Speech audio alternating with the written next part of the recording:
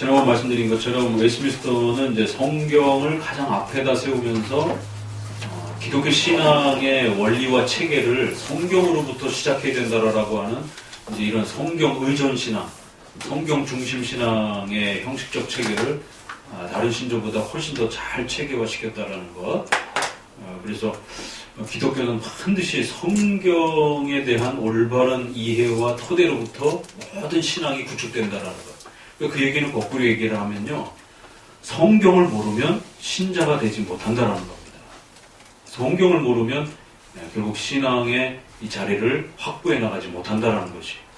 그만큼 그러면 성경에 대한 올바른 깨달음과 이해가 전 기독교의 스타트를 말한다는 겁니다. 출발을 말하는 것이. 한국교회가 성경을 가르치지 않고 설교를 통해서 성경을 깨우쳐주는 이러한 시간들이 줄어들면서 성경을 이해하지 못하고 또 오후에 이런 성경 공부들을 통해서 성도들이 성경에 대해서 더 깊이 고민하지 못하게 하는 이러한 폐단들은 결국 한국교회를 극심한 이러한 위험으로 몰아내세우는 겁니다. 기독교 역사 속에 결국 교회가 성경에 무지하게 되면 교회는 반드시 타락하게 되어 있습니다. 그걸 생각할 때 성경의 올바른 그 핵심을 정확하게 잘 깨닫는 것이 교회의 근본이고 또 기독교의 기초고 여러분의 신앙의 첫 출발이라는 사실을 꼭 명심하셔야 됩니다. 그러면 두 번째로 성경을 어떻게 알아야 될 것인가? 성경을 아는 방식도 여러 가지예요.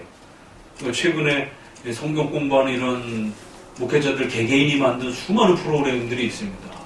우리가 잘 아는 여러 가지 성경 통독 프로그램, 성경 읽기, 성경 쓰기 프로그램, 또 이런 여러 가지 코스웍들이 있는데, 근데 그런 거를 여러 번 거쳤어도 왜 성도들이 변화되지 않는가? 성경의 본질에 접근하지 않았기 때문에. 성경은 교리 체계로 형성이 되어 있기 때문에 성경이 가르치는 그 핵심 교리를 정확하게 간파해내야 되고, 그것을 자기가 수용할 것인지 안 수용할 것인지에 대해서 끊임없이 자기와의 싸움에 부딪혀야 된단 말이에요. 근데 성도들에게 교리가 무엇인지를 정립해주지 않고 그걸 이해시켜주지 않고 깨우쳐주지 않으면 결국 성도들은 성경을 손에 들고 있지만 겉만 맛보는 형태가 돼버린단 말이에요. 그래서 인물들이 몇 살까지 살고 몇 살에 죽었고 지형이 어디 있고 물론 그런 것들도 우리가 상식적으로 알아야 되지만 그게 본질은 아니라는 것이. 그걸 아이들이, 노인들이 그걸 다 어떻게 알겠습니까? 그보다 더 중요한 건 구원 얻기에 성경의 가장 중요한 본질적인 내용은 성경이 가르치는 핵심적인 구원의 교리와 진리의 내용들이 있단 말이에요. 그건 많지 않아요, 그렇게. 열 손가락 안으로 이렇게 정리되어지는 그런 아주 핵심적인 부분들이 있는데 그거를 빨리 깨우치도록 정리를 해줘야 되고 그거를 정리가 됐으면 이해시키도록 처음에 정리를 해야 되고 정리된 걸 이해시키도록 가르쳐야 되고 이해가 됐으면 여러분이 그걸 수용할 것인지에 대한 자기와의 싸움이 있어야 된단 말이에요. 그래야 그게 성경을 가진 겁니다. 성경을 그냥 달달달달 암송한다고 해가지고 성경이 여러분의 것이 된 게 아니에요. 그 성경 이제 오늘 우리 시대에 가장 곡해되어 있는 말 중에 하나가 성경을 믿습니다. 성경 중심적이다. 이 말이 좋은 말인데 가장 많이 곡해가 되었어요. 성경을 믿습니까? 그럼 당연히 성경을 믿습니다. 하나님의 말씀으로 믿습니다. 그래요. 그래요? 그러면 성경에 하나님이 없다 하도다. 시편에 보니까 어떤 구절에 악인들은 하나님이 없다 하도다라고 하는데 분명히 성경에 기록되어 있어요. 당신 성경 믿는다고 했죠? 그럼 성경에 하나님이 없다 하도다라고 되는데 그럼 성경에 하나님이 없는 겁니까? 그러니까 이제 우리가 성경을 믿는다라고 하는 이 표현을 우리 한국에서는 세대주의의 영향 때문에 여호와 증인 이런 게 다 세대주의 종말론의 영향을 받은 사람들이고 성경관에서는 극단적 문자주의적 스타일로 그렇게 영향을 받았어요. 그래서 성경을 믿는다 그러면 곧 성경을 문자 그대로 믿는 거를 그렇게 이제 이해를 합니다. 신비주의의 영향은 또 한쪽으로 어떻게 성경을 곡해시켰느냐면 성경을 알레고리, 상상의 날개를 펼치는 거예요. 그래갖고 문장, 단어 하나를 읽고는 자기 마음대로 상상적으로 갖다가 해석을 붙이는 것이. 그래서 한쪽은 지나치게 상상적인 해석의 문제였고, 한쪽은 지나치게 문자적인 해석의 문제였어요. 이게 이제 한국 교회 안에 그 영향을 끼친 아주 두 패단인데, 그러다 보니까 성도들이 성경을 읽는 그 훈련이 제대로 구축되어 있질 않아가지고, 한쪽은 상상적으로 읽고, 한쪽은 지나치게 문자적으로 읽고, 그럼 이제 성경을 믿습니다 해놓고는 상상적으로 자기 마음대로 성경을 막, 성경에도 없는 이야기들을 막 갖다 붙이는 거예요. 한쪽에서는 성경을 믿습니다라고 해놓고는 성경에 있는 표현들을 문자대로 따라하려고 하는 것이. 성경에 하나님 없다라는 말이 있는데 어떻게 할 겁니까? 성경에 아말렉 족속을 죽이라고 하는데 어떻게 할 겁니까? 누굴 죽입니까 그럼? 이러한 것을 국가 지도자가 종교 지도자들이 교묘하게 이용을 해서 결국 그 아말렉 족속은 유대인들이 되기도 하는 것이고, 또 때로는 적이 되는 것, 후세인과 그 적들이 되기도 하는 것이고, 또 십자군 전쟁 때는 또 이슬람이 되기도 하는 것이고, 가나안과 함의 저주를 받은 족속이 누구냐? 아프리카인들, 흑인들이 되는 것이고, 노예 시장을 펼칠 때는 또 근대 국가가 형성이 되면서 영국이나 프랑스나 유럽 국가들이 노예를 확보하려고 할 때, 그 아프리카의 흑인들을 노예를 삼으려고 할 때, 도대체 그럼 함 족속이 누구냐라고 했을 때, 가나안과 함, 저주받은 노아의 그 아들 중에 함이 저주를 받으면서 그 자녀가 되는 가나안까지 저주를 받은 것을 마치 아프리카인들이 그 함의 후손인 것처럼 해석을 해가지고는 어마어마한 인종 핍박이 일어나는, 그 지나친 문자적 해석이 얼마나 위험한지. 그 구약에는 숱한 전쟁과 이러한 그 살인의 명령과 이런 엄청난 이야기들이 있는데 이걸 어떻게 따라할 것인지. 그러니까 우리가 이제 성경은 하나님의 말씀입니다라는 것을 고백하는 순간 바로 이어붙는 것이 어떻게 그러면 성경을 실천할 것인가에 대한 성경 해석 문제가 따라붙어요. 그러니까 첫 번째는 성경의 필요성에 대한 문제. 그래서 성경의 권위와 성경의 필요성에 대한 문제가 해결되고 나면 두 번째는 반드시 그럼 어떻게 성경을 읽고 해석할 것인가? 도대체 성경을 믿는다라는 말은 도대체 무슨 의미인가? 이게 정리가 안 되면 성경을 아주 자기 멋대로 막 가지게 되는, 중구난방식의 성경을 이용하게 되는, 성경을 정치적으로 이용하게 되고 종교 권력을 차지하는 방식으로 이용하게 되고, 또 인간 개인은 자기의 욕망과 욕심을 얻어내는 데 또 성경을 사용하기도 하고, 시인들은 시편과 시가서, 잠언서 이런 거 엄청 좋아합니다. 군인들은 어떤 거 좋아할까요? 여호수아서, 열왕기 상하서, 이 전투하는 장면. 그래갖고 시중에 또 어떤 책은 그 군인 출신이 은퇴자가 성도가 이제 쓴 거예요. 그래갖고는 여호수아 군인 관점에서 본 여호수아의 탁월한 전쟁 능력 뭐예요. 그렇진 않죠. 현대 군대 전략적 관점에서 여호수아서를 설명할 수는 없는 겁니다. 그런데 이제 그분은 그런 방식으로 이렇게 하고 뒤에 숨어 있다가 이제 이렇게 신호를 보내고 이런 게 군사 전략상으로도 그렇게 이제 일부분 맞긴 하지만 그렇게 또 설명하면 안 된다라는 것이. 의사들은 의료적인 것만 또 눈에 들어오는 거고, 결국 자기의 직업의 형태에 따라서 또 이렇게 성경이 눈에 들어오는 것만 또 이렇게 달라지는 이런 형태도 안 되는 겁니다. 성경 66권이 있는 그대로 우리에게 존중함을 가지고 그 모든 것이 하나님의 말씀으로서 체계화되어서 들어와야 된다는 것이. 그래서 이제 우리가 성경을 왜 우리 장로교는 가장 중요한 기본 토대로서 하나님을 배워가는 기초 발판으로 인식하는가? 하나님이 오늘 소리문답에 되는 것처럼 하나님을 알 수 있는 방법으로 하나님 스스로가 만들어주신 외적인 방편이라는 거예요. 이 두 가지 딜레마가 있습니다. 하나는 하나님은 영이시기 때문에 눈에 보이지 않는 존재예요. 우리는 눈에 보이는 존재예요. 그러니까 이 둘을 어떻게 매치를 시켜서 커뮤니케이션이 되게 할 것인가는 이게 쉬운 문제가 아닙니다. 하나님이 눈에 보이는 형태로 나타나게 되면 하나님의 본질이 깨져버려요.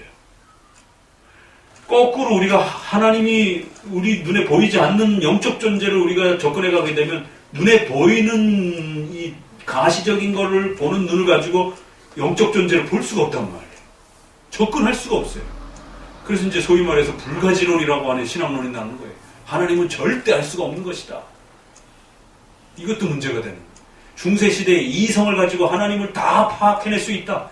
이렇게 또 펼쳤어요. 이것도 문제입니다. 그러나 또 거꾸로 우리 인간의 이성으로는 하나님을 절대로 알 수 없는 것이다. 그러니까 이제 신비주의와 샤머니즘주의가 펼쳐지는 것이, 감각주의로 빠져버리는 것이.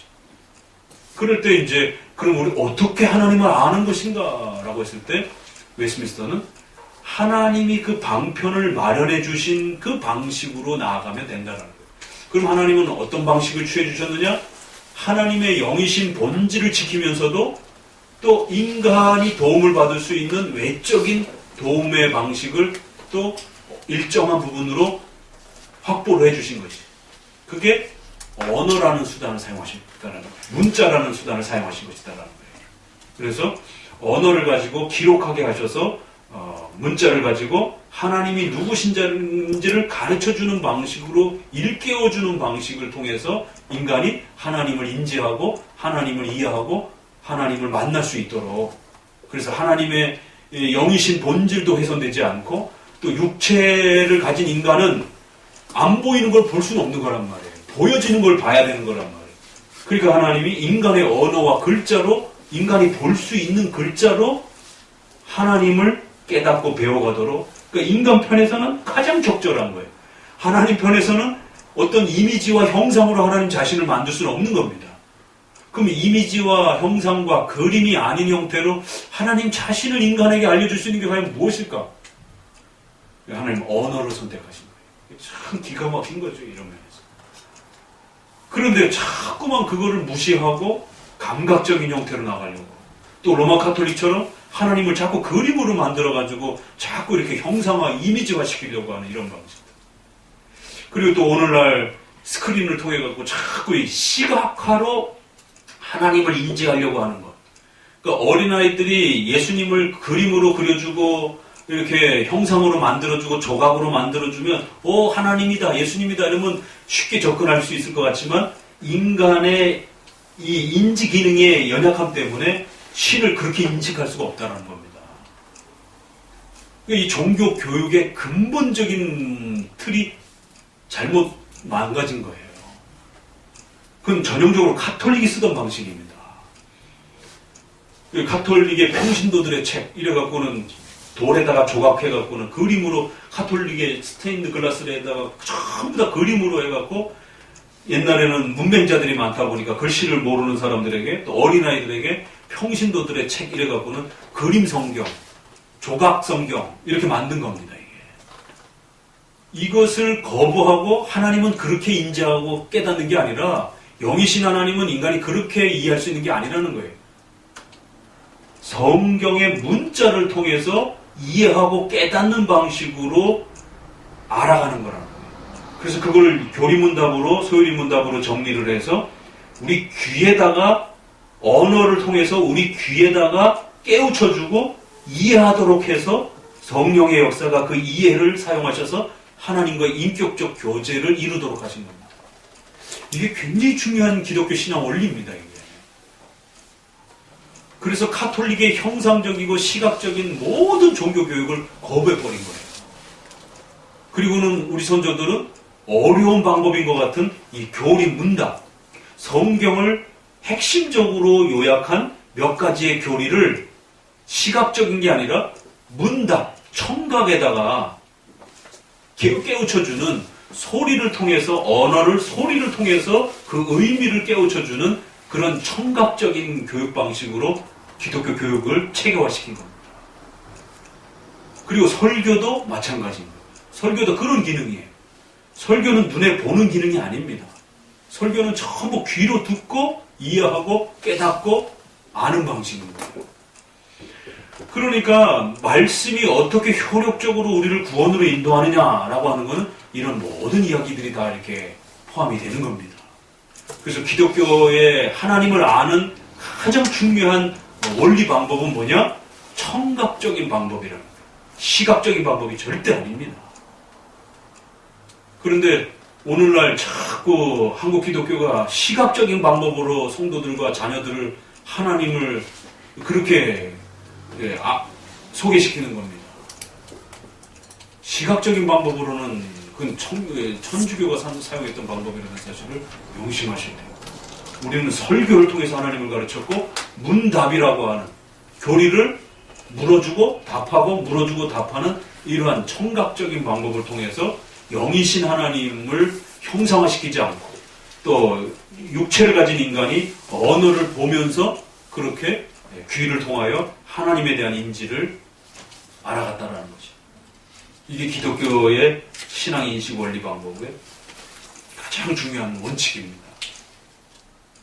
이걸 통해서 하나님을 다르게 알게 되면 하나님이 온 우주 만물 가운데 세워주신 이러한 또 일반 은총, 자연 만물 속에서 드러나는 또 하나님의 뜻도 우리가 또 잘 발견해 가게 된다는 것이.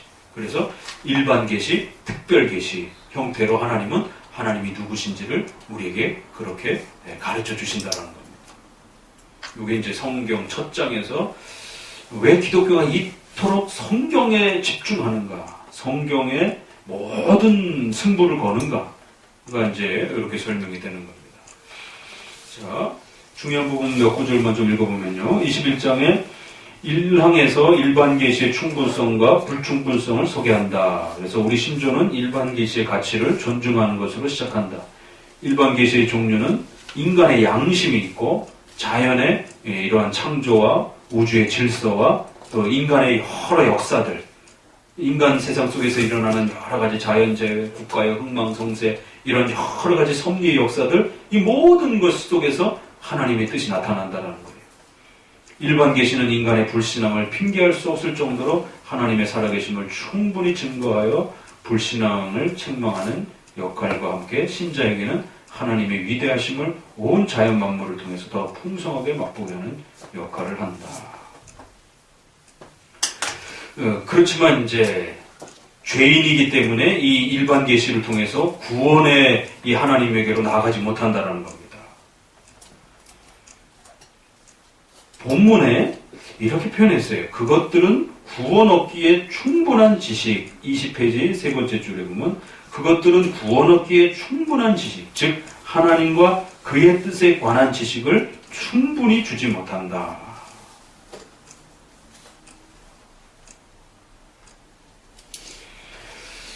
요 문장과 표현에 어떤 걸 느낄 수 있습니까, 여러분? 아주 굉장한 중요한 의미가 담겨 있어요. 요 문장에. 우리 장로교의 특징을 아주 잘 표현해주고 있습니다. 혹시 뭐 이렇게 좀 떠오르는 게 있나요? 예정이요? 아니, 셋째 줄. 지금 읽었던 그 줄 속에 예정이 느껴지는데. 다른 분은 또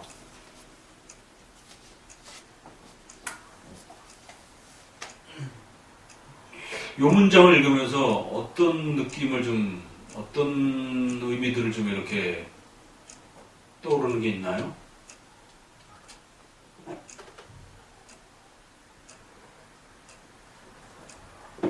뭔가 이렇게 좀 떠오르는 게 있으면 이야기해 보세요.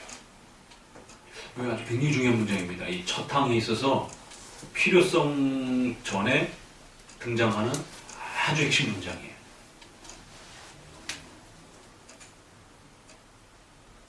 최영재님.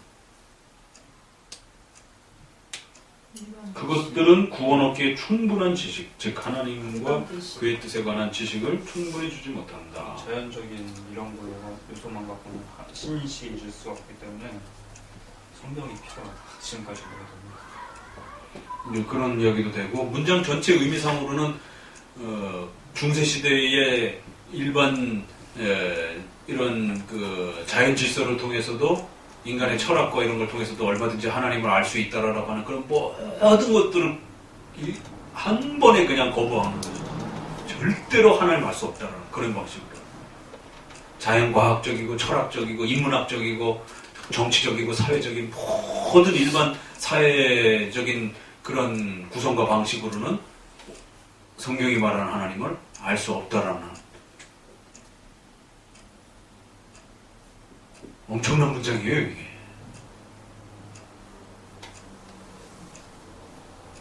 이제 그런 의미도 있어요. 근데 목사님 묻고 싶은 거는 그거보다 조금 다른 거. 뭔가 이 문장을 읽을 때 우리 장로교인들이 쓰는 아주 독특한 표현이 있어요. 우리 여러분 장로교인이기 때문에 장로교회에서 쓰는 중요한 그 신학적 표현들을 자꾸 숙지를 하셔야 됩니다. 요 문장, 한 줄. 뭐 또 떠오르는 게 없습니까? 연결돼서? 양심입니다. 김성일 말씀하신 질문? 질문의 의도가 좀 궁금해서요. 다시 그러면 이 글을 읽고 뭔가 떠오르는 게 있으면 얘기해 보세요. 요 한 줄 속에서 우리 장로교 신앙과 관련해 갖고 뭔가 이렇게 그 독특한 그런 표현. 그러니까 예정이 떠오른다고. 그것도 다른 분. 특별 계시요? 뭐 특별 계시도 있을 수 있고. 일반 계시의 중요성은 그렇게 말씀하시면 뭐 그런. 되는데. 근데 그건 지금 우리가 읽고 있는 거니까 그건 뻔한 대답이니까 그걸 묻는 건 아닌 거고. 그냥 모두 성경이라고. 뭔가 이 글을 이 한 문장에서 우리가 늘 장로교 안에서 써왔던 어떤 그런 중요한 어떤 표현들이 의미가 이 글에서 이렇게 좀 뭔가 찾을 수 있으신가 한번 찾아보시라는 뭐 떠오르는 게 선택. 하림정은 선택 같은데 선택. 아니래.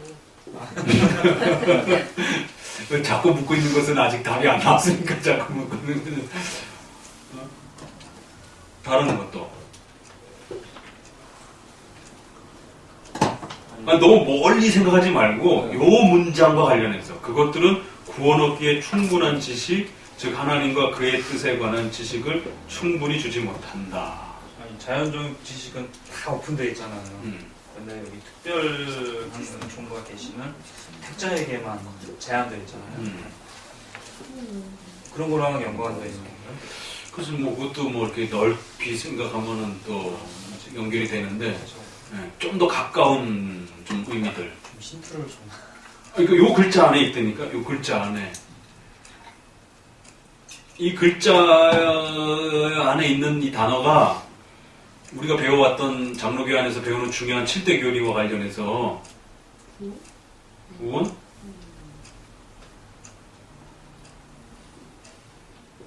그럼 구원이 뭐가 특별해? 그 구원이라고 하는 단어 하나밖에 없잖아요. 거기 뭐 예정이라는 구원의 말도 없는 거고. 영광?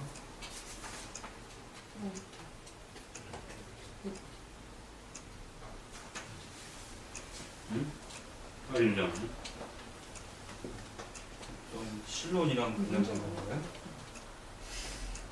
성령도 아니고.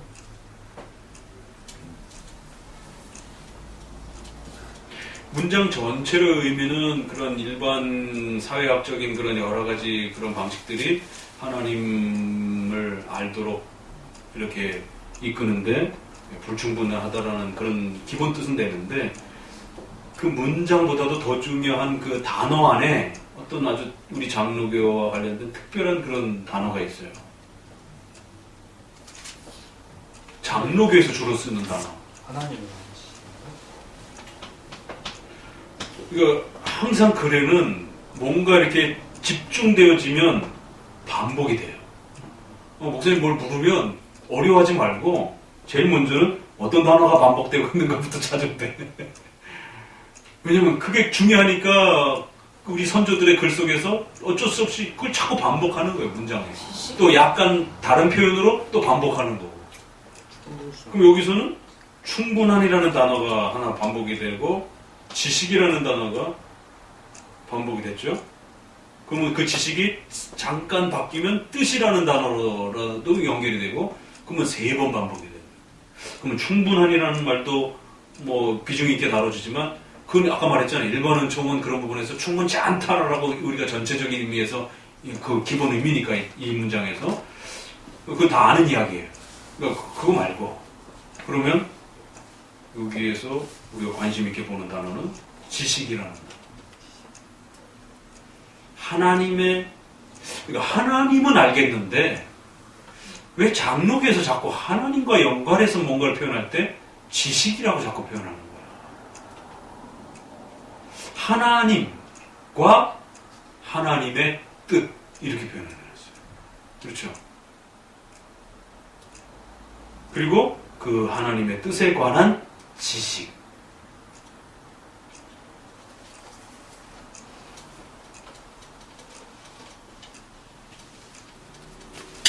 자, 그러면 이제 또 다음 질문. 계속, 그럼 이 단어가 뭐가 우리의 장로교에서 즐겨 쓰는 중요한 교리와 연결이 됩니까?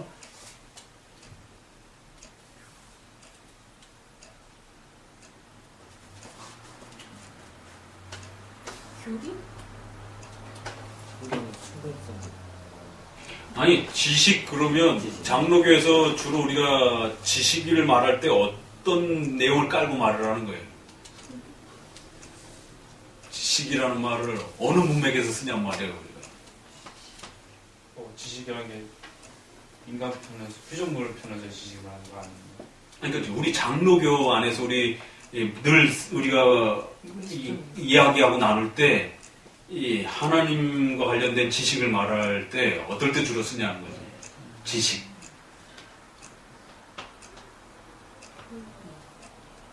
그러니까 웨스트민스터 학자들이 성경을 이제 말하려고 하는데 하나님에 대해서 말을 하려고 하면서 아주 고민하면서 단어를 지식이라는 단어를 갖고 왔단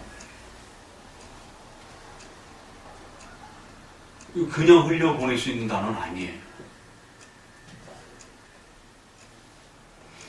이게 처음 질문하니까 이제 조금 낯설어서 그런데, 자, 그러면 이 단어는 우리가 늘 언제 쓰느냐면 이건 성경과 관련해서 쓰잖아요. 그럼 이 단어는 반대말. 항상 웨스트민스터는 그 역사적 배경, 그 시대에 싸웠던 그 배경들을 고려해야 한다고 그랬죠. 그러면 그러면 신비주의자들에 대해서 거부하는 겁니다. 신비주의자들은 지식을 거부해요. 무지해요, 신비주의자들은. 그냥 무턱대고 믿는 겁니다. 신비주의자들은 감각적으로 믿는 거예요. 자기 종교 체험만 믿는 거예요.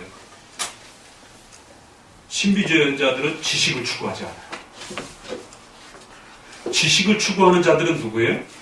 중세시대에 이성을 중심으로 해서 인간적 지식으로 모든 것을 하나님을 알 수 있다라고 말했던 그때 중세 카톨릭이 지식을 말을 했어요. 그런데 우리 선조들도 하나님을 알아야 되는데 하나님 그 자체는 알 수가 없단 말이에요. 우리가 영이신 하나님이기 때문에. 그래서 하나님은 반드시 하나님이 자신이 누구이신지를 알려준 성경을 통해서만이 아는 거예요. 그리고 성경은 반드시 지식을 통해서 우리에게 전달이 되는 겁니다. 우리가 이렇게 성경을 읽고 정리하고 듣고 이해하고 이런 게 다 지적인 활동이잖아요. 하나의 지식을 전달하고 하나의 지식을 여러분들이 또 알아듣는 거잖아요. 이게 지적인 활동이란 말이에요. 인간의 이성을 통해서 전달하고 알아듣고. 교리가 지식이라는 말입니다. 교리. 목사님은 지금 교리라는 말을 하고 싶어서 그런 거예요. 결국 하나님을 아는 것은 반드시 우리가 성경으로 이야기해야 된다고 얘기했잖아요. 그러면 성경은 하나의 지식체계로 되어 있다는 거예요. 성경은 다시 말하면 하나의 주제, 교리 형태로 되어 있다는 겁니다. 그래서 하나님에 대한 지식이라는 말이 이게 어마어마한 말입니다. 하나님을 이렇게 손으로 만져가지고 만나는 게 아니에요. 꿈속에서 이렇게 하나님을 경험해갖고 만나는 게 아닙니다. 성경에 대한 지식을 통해서 하나님이 어떤 분으로 설명되어지는지에 대한 올바른 지적인 이해가 있어야 됩니다. 지식이 있어야 돼요. 이거를 다른 말로 말하면 교리라는 말이에요. 그러니까 사람들이 성경에 대한 지식이 있어야 된다니까 아브라함이 몇 살에 태어났고 몇 살에 움직였고 예루살렘이 어디고 이런 부수적인 지식들을 쌓아가는 거예요. 그런 지식을 알아가지고 하는 건 아니에요. 아브라함의 자녀가 몇이고 아브라함의 부인이 몇이고 그런 거 잘 몰라도 괜찮습니다. 여러분들. 그러나 아브라함이 믿음으로 구원받았다는 건 아셔야 돼요. 그러니까 그럼 어떤 지식이냐? 성경이 가르치는 구원과 관련된 핵심적인 교리, 지식. 그래서 지식이라는 말과 교리라는 말을 우리가 같이 겹쳐서 쓸 수 있는 거예요. 그러니까 성경의 가장 중요한 그런 어떤 내용을 이렇게 요약해서 그것을 이해해야 된다는 겁니다. 성경에 요약된 지식을, 성경에 요약된 교리를 잘 이해하고 깨달아야 돼요. 그래야 구원이 이루어지는 겁니다. 여기 문장이 어떻게 써졌냐면 그것들은 구원을 얻기에 충분한 지식. 구원을 얻는데 지식이 필요한가? 그러니까 많은 사람들은 막 까무러치고 뭐 음성을 듣고 무슨 신비한 경험을 하고 이러면 하나님을 만나는 줄로 착각하는데 구원을 얻기 위해서는 반드시 지식이 있어야 된다는 거예요. 교리에 대한 이해가 있어야 된다는 거예요. 성경에 대한 지식이 있어야 된다는 거예요. 지식이 없으면 절대로 하나님과의 인격적 만남으로 나아갈 수 없다는 거예요. 그래서 칼빈이 그걸 비난하기 위해서 어떤 아주 멋있는 말을 썼어요. 경건한 무지가 있다래요. 겉으로는 굉장히 경건한데 성경에 대해서 무지해요. 지식이 없어요. 그럼 구원받지 못합니다. 그건 가짜 신앙이라는 거예요. 그러니까 지금 우리 한국교회 안에 이런 경건한 무지 형태의 신앙이 엄청 많습니다. 카톨릭, 과거의 중세시대 카톨릭처럼 뭘 믿는지도 몰라요. 자기가 믿는 하나님이 어떤 분인지도 지식이 없어요. 이해가 없어요. 그냥 교회에서 시키는 대로 따라만 하면 되는 겁니다. 성경에 대한 지식 없이 종교적인 그런 그 형식만 어마어마하게 많이 있는 겁니다. 겉으로는 경건해요. 근데 성경에 대한 지식이 없어요. 그건 구원받지 못합니다. 굉장히 중요하고 무서운 말입니다. 구원은 반드시 지식에 대한 그 충분함이 있어야 된다는 거예요. 그럼 이걸 잘못 오해하면 그럼 공부 잘하는 사람들만 구원받느냐? 이런 식의 오해가 있을 수 있는 겁니다. 그런 건 아니에요. 그럼에도 불구하고 성경이 우리에게 전달해주는 그 핵심적 지식들은 반드시 소유하셔야만 됩니다. 그래야만 하나님을 인격적으로 만날 수 있는 성령의 구원의 역사가 일어난다는 것이. 그래서 구원과 지식이라는 말이 이렇게 연결되어 버렸어요. 구원을 받기 위해서는 어떻게 해야 되지? 이 교회에서 소개하는 구원이라는 게 도대체 뭔가? 이 구원에 접근하기 위해서 어떻게 해야 되는가? 많은 이야기들이 있을 수 있습니다. 근데 그거를 지식이라 이렇게 말을 했고, 그 지식은 단순한 철학적이고 공부를 잘해야 되고 그런 지식이 아니라, 즉 하나님과 그분의 뜻, 하나님이 누구시고 하나님이 뭘 좋아하고 싫어하시는지에 대한 하나님의 뜻에 관한 지식이라는 거예요. 그것은 성경에 소개된단 말이에요. 그래서 그 성경에서 요약해주고 있는 핵심적인 하나님과 그분의 뜻에 대한 지식만 정확하게 갖추고 있으면 어린아이건 학식이 부족한 사람이건 상관없이 머리가 똑똑한 사람만 구원받는 게 아니라 성경에서 요구하고 가르쳐주고 있는 요 핵심적인 구원의 지식만 정확하게 갖추고 있으면 그 사람은 구원으로 초대가 된다는 겁니다. 그건 일반 공부 잘하는 그런 식의 지식하고는 또 차이가 있다는 겁니다. 그것은 성경에 말하는 핵심적인 교리적 지식을 말하는 거죠. 그래서 첫 문장에서 성경의 필요성을 이야기하면서 구원에 대해서 이야기를 하면서 지식이라는 단어를 썼다는 거예요.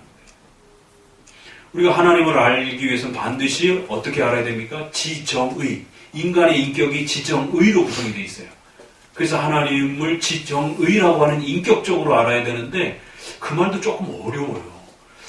그래서 믿음이라는 말에 의지한다, 사랑한다, 신뢰한다, 그리스도를 받아들인다, 동사를 여러 개 쓴 겁니다. 그게 한마디로 이렇게 표현하기가 참 어렵다 보니까 성경에서 말하는 대로 그리스도를 이해하고 받아들이고 깨닫고 신뢰하고 사랑한다. 아니, 소리문답만 해도 동사를 한 3개 정도 썼고 대우리문답 하면 더 많아요. 그러니까 첫 번째는 성경이 말하는 대로 이해하는 지식에 대한 이해함이 필요하고 그 이해한 것을 내 마음속에 사모하고 사랑하는 마음도 이렇게 예, 그게 표현이 되기도 하고 의지하는 마음도 인격적 의지의 내 의지를 가지고 그리스도 곁에 가고 싶다라고 하는 그런 의지의 어떤 확인도 있어야 되고 연인 간에 사랑할 때의 그런 애달픈 사모함도 있어야 되는 것이고 이게 인간의 마음이 여러 가지로 이렇게 표현이 되다 보니까 그걸 현대 철학에서는 인간은 지정의로 되어 있다라고 이렇게 구성을 하니까 우리가 인간의 인격 그러면 인간의 인격은 지정의로 구성이 되어 있다라고 하지만 더 많은 것도 있을 수 있는 겁니다. 그냥 현대 철학에서 그냥 인간은 이 지정의가 있다라고 이렇게 대략적으로 구성을 해준 것이죠. 그걸 한마디로 말하면 인격이라고도 말하고 마음이라고도 말을 하고 이렇게 표현하는 것이고 그러니까 이 웨스트민스터에서는 이렇게 처음 성경을 말하면서 성경을 구원에 대한 지식으로 이렇게 연결했다라는 것. 그래서 그 지식은 반드시 성경 교리에 대한 핵심적 그 의미를 깨닫는 이런 중요한 틀을 가지고 있다라는 것. 그래서 웨스트민스터가 왜 이 지식이라는 단어를 골라 썼을까? 그러면 지정의에서 지식에 해당이 되는 부분이 될 수 있는 겁니다. 그래서 성경에 대한 핵심 교리를 일단 배우셔야 돼요. 이걸 모르면 아예 스타트 자체가 안 되는 겁니다. 그러니까 교회 안에서 재미난 이야기를 해주고 뭐 성경에 이런 이야기가 있고 저런 이야기가 있고 아무리 그런 이야기를 해줘도요. 성경의 핵심적인 교리 지식이 없으면 구원에 접근을 못합니다. 아브라함이 어디서 이사를 왔고 어디로 이사를 갔고 그래서 몇 살에 아기를 낳고 이거 알아야 구원받는 게 아닙니다. 그거 알고도 지옥 가는 사람이 숱할 수 있는 거예요. 그런 아브라함의 생애를 통해서 아브라함이 하나님 앞에서 하나님을 어떻게 배웠고 그 아브라함의 생애를 통해서 하나님이 누구신가로 하나님이 드러난 것을 깨닫지 못한다 그러면 아브라함이 몇 살에 이사 갔고 몇 살에 죽었는지가 뭔 의미가 있어요. 아브라함의 생애를 통해서는 믿음으로 구원받는다는 게 무엇인지를 드러내준 겁니다. 믿음이 무엇인지를. 그래서 하나님의 말씀을 신뢰하면서 살아가는 그 삶의 모습을 통해서 믿는다는 게 무엇인지를 깨우쳐 준 거예요. 그러니까 그 성경이 가르치는 성경의 교리의 핵심 지식을 이해하고 터득하셔야 돼요. 그러한 깨달음을 내가 따를 것인가 순종할 것인가에 대한 사모함이 사랑함이 있는가? 그리고 마지막 결단하고 그렇게 살고자 하는 여러분의 마음의 결의가 있는가? 이 총체적으로 인격적으로 믿음으로 그렇게 받는다라면 그 첫 출발은 지식부터 출발이 된다는 것이죠. 그러니까 우리 선조들은 그 인격적 믿음이라는 표현을 지식이라고도 이렇게 줄여준 겁니다. 그래서 우리가 구원을 얻기 위해서는 반드시 믿음이 있어야 됩니다. 그럼 믿음이 뭡니까? 이렇게 물었잖아요. 그렇죠? 그럼 믿음에 대한 정의도 굉장히 많은 겁니다. 그럴 때 소요리 문답에서 지난번에 그건 하나님의 말씀에서 가르치는 대로 예수 그리스도를 이해하고 받아들이는가 이렇게 묻는단 말이에요. 그럼 일단 지식을 요구하는 거예요. 근데 그 지식은 단순한 지식이 아니라 성경에서 가르치는 그 그리스도를 이해하고 받아들이고 또 인격적으로 사모하고 사랑하는 것을 포함한 지식을 말한다. 근데 그 출발은 어찌됐든 성경이 가르쳐주는 그 몇 가지 핵심 교리들을 배우고 이해하고 터득하는 지식적 행동을 기본으로 한다는 것이. 그래서 구원과 관련된 이 모든 표현들을 하나님의 구원에 대한 지식 이렇게 표현했어요. 하나님과 그분의 뜻에 대한 지식. 이거를 자연 만물이 주지 못한다는 거예요. 그러면 특별 계시인 성경을 통해서 이게 온다는 겁니다. 근데 성경을 손에 들고 성도들이 다른 일을 하는 거예요. 성경에 대한 지식을 터득해야 되는데 성경에 대한 지식을 알지 못하고 엉뚱한 걸 계속 배우고 있는 겁니다. 성경 쓰기 하고 있는 거. 그래서 성경 쓰기 하면 상 주고 물론 그렇게 성경을 쓰면서도 이 교리를 인식하면서 기억하면서 쓰면은 괜찮아요. 그거 자체가 뭐 아주 나쁜 건 아니지만 그렇지만 교리에 대한 지식은 없으면서 창세기 1장부터 요한계시록까지 쓰는 것 자체로만 뭔 의미를 둔다라면 그건 아무 의미도 없어요. 그냥 이 손 연습하는 것밖에 없습니다. 뭔 의미가 있겠어요. 근데 막 그거를 한 번, 두 번, 세 번씩 뭐 5번 쓴 사람은 큰 자부심으로 이렇게 수련회 가고 성경 통독 학교 가가지고는 그 일주일 동안 성경을 한 번 읽었다라고. 읽은 사람에게 성경의 구원에 대한 지식과 관련해서 믿음이 무엇입니까? 예수 그리스도가 누굽니까? 물어보면 대답 하나도 못해요. 하나님은 누구십니까? 그분의 성품에 대한, 기본 성품에 대한 속성을 이야기를 못해요. 이런 구원받지 못해요. 그러니까 성경을 기본으로 해서 이제 출발하는 우리 기독교의 이런 독특한 그 신앙의 원리. 그랬을 때 두 번째, 그 성경을 어떻게 우리가 사용하는가라고 했을 때 그 성경은 지식적 체계, 교리적 체계로 형성되어 있다는 것이죠. 그러니까 이 첫 번째는 한국교회 성도들이 성경은 하나님의 말씀입니다라고 하는 거는 많이들 수용을 하는데, 그러면 그 성경을 어떤 식으로 내가 가질 것인가라고 했을 때는 갖는 방식이 제각기인 거예요. 이걸 교리적인 지식으로 갖느냐, 아니면 그냥 성경을 소유만 하고 있는 거예요. 아니면 성경을 달달달달 외우기만 하는 거예요. 아니면 성경을 맨날 쓰기만 하고 있는 거예요. 성경을 지식적으로 아셔야 된다. 성경을 지식적으로 소유하셔야 된다. 그래서 여기도 보면 1항에서는 일반 계시가 하나님에 대한 지식과 구원에 대한 지식을 아는데 불충분함을 강조합니다. 그래서 하나님에 대한 지식과 구원에 대한 지식, 이렇게 문장 안에서도 일부러 그렇게 좀 풀어서 이렇게 설명을 해서. 그리고 이 두 가지의 계시 방식은 서로 분리되거나 혼합된 게 아니라 각각의 역할을 분명히 한다는 것. 순서가 있다는 것. 그래서 특별 계시를 먼저 하고 일반 계시를 따라 붙는.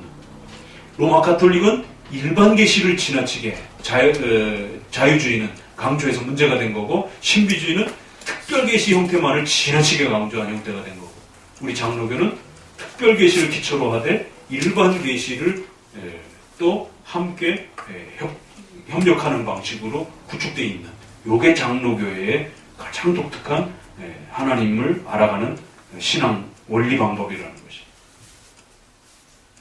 그래서 이제 성경의 필요성에서는 이렇게 해서 전달해 주신 세 가지 원인을 제시하였다. 첫째로 진리를 더 잘 보존하고, 둘째로 잘 전파하고, 셋째로 인간의 죄와 사탄의 그런 공격으로부터 교회를 어떻게 더 잘 지켜낼 수 있는가라고 했을 때 기록된 하나님의 계시가 있는 것이 훨씬 더 이 적들을 막아내는데 유익하다라는 거예요. 왜냐하면 우리가 이렇게 말로 이렇게 서로 주고받다 보면 항상 혼동이 일어난단 말이에요. 우리 유미 자매님이 홈페이지에다가도 글과 말의 그 장단점에 대해서 이렇게 한번 남겨주신 게 있잖아요. 그래서 참 좋은 표현이에요. 글이라고 하는 건 항상 자기 생각을, 정제된 자기의 생각을 잘 정리할 수 있기 때문에 글이라고 하는 게 주는 그 기쁨과 즐거움이라고 하는 게. 말은 주워 담을 수 없어가지고 이렇게 막 하다 보면 이렇게 흐트러진단 말이에요. 또 알아듣기도 또 이렇게 충분히 또 이렇게 오해가 또 발생되기도 하고. 그래서 하나님은 기록이라고 하는 형태를 통해서 진리 그 자체도 잘 보존되어지고, 또 그게 가르치는 효과성에 있어서도 속도도 빠르고, 또 악의 세력들의 혼동을 주는 악의 세력들을 막아내는 데 있어서도 정확하고 명확성에 있어서도 인간의 이 한계를 안다라면 훨씬 더 그게 유익하더라. 이래서 하나님은 아주 최고의 방법을 우리에게 주셨는데, 이 성경은 안 배우고 자꾸만 직통계시와 무슨 종교적 경험으로 자꾸 이렇게 가면 그건 더 수준이 떨어지는 방법이라고 하나님 스스로 말씀하셨단 말이에요. 더 출중한 방법은 기록된 형태로 접근하는 것이다. 그래서 과거에 직접 하나님이 말씀하시는 신연, 예언, 이러한 꿈, 이런 부분들은 전부 다 중단되었다라고 하는 아주 강력한 이 중단성에 대한 부분을 웨스트민스터에서 여러 번에 걸쳐서 중단됐다라고 아주 강력하게 선을 긋습니다. 그러니까 오늘날 오순절주의의 이런 그 다양한 이런 직통계시의 형태들은 비성경적이라는 그 웨스트민스터 입장이 아주 강력한 겁니다. 본인들은 그런 방식들을 통해서 은혜를 받고 뭐 신비한 체험을 하고 막 하나님에 대해서 신비로운 경험들을 했다라고 말하지만, 우리 전통신앙에 있어서 그건 다 가짜라는 것이에요. 그냥 인간은 종교적 존재이기 때문에 자기 스스로도 그런 종교적 착각들을 만들어냅니다. 그리고 또 사탄에 의해서도 그런 이상한 그런 종교적 현상들이 인간에게 체험이 되고요. 그러니까 무당이라든가 불교의 중들이라든가 인도의 이런 여러 가지 승려들이라든가 이런 신비로운 그런 현상들을 사람들에게 보여주는 것도 충분히 또 가능한 겁니다. 사탄의 그런 또 거짓 기적과 이 이적들이 있기 때문에 그래서 이 필연성과 제한성 성경으로 하나님이 제한시켜버린 거예요. 이것은 아주 중요한 또 우리 장로교회 히브리서 1장 1, 2절에 있는 오늘 우리 시대는 이제 마지막에는 예수 그리스도로 이 모든 것을 완성하셨고 또 끝내셨더라라고 하는 이 표현이 특별 계시로서의 예수 그리스도와 성경이 이제 마지막이 되었다라고 하는 이제 이건 아주 중요한 원리가 되는 겁니다. 자, 그래서 오늘 1장의 1항 부분을 지난번과 더불어서 왜 1항의 필요성을 말하기 위한 후반부 문장, 그 다음에 앞부분의 문장. 그래서 이제 여러분들이 앞으로 이 웨스트민스터를 읽어가게 될 때에 우리가 여태까지 또 훈련했던 것처럼 독특한 단어, 또 거기서 주는 문장의 의미, 또 그것이 배격하고자 했던 그 상대방이 어떤 스타일인지, 그럼 그런 스타일이 오늘 우리 시대에 어떻게 퍼져 있는지까지 또 우리가 파악하게 되면 빨리 그걸 정리할 수가 있게 된다는 거죠. 그래서 하나님은 성경이라는 형태를 통해서 훨씬 더 아주 탁월한 계시의 방법을 우리에게 남겨주셨다는 거예요. 그런데 이 계시의 방법을 무시하고 등한시 여기면서 자꾸 다른 방식으로 하나님을 알게 해달라고 자꾸 요구하게 되면 요한복음 14장의 그 빌립과 같은 그런 어리석은 질문을 또 하게 되는 거예요. 빌립이 뭐라 그래요? 예수님께 아버지를 보여달라고. 그러니까 예수님이 뭐라고 꾸짖어요?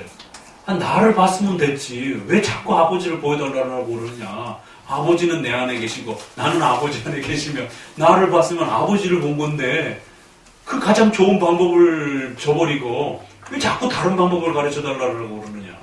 이 어리석은 자야. 책망하는 것이죠. 우리는 성경이라고 하니 가장 값진 보물을 들고 있으면서도 이 성경을 사용하는 법을 모르다 보니까 하나님 다른 방법 좀 주세요. 이러고 있는 거예요. 자, 오늘은 웨스트민스터 성경의 1장 부분의 필요성과 관련된 이 부분을 또 정리해볼게요.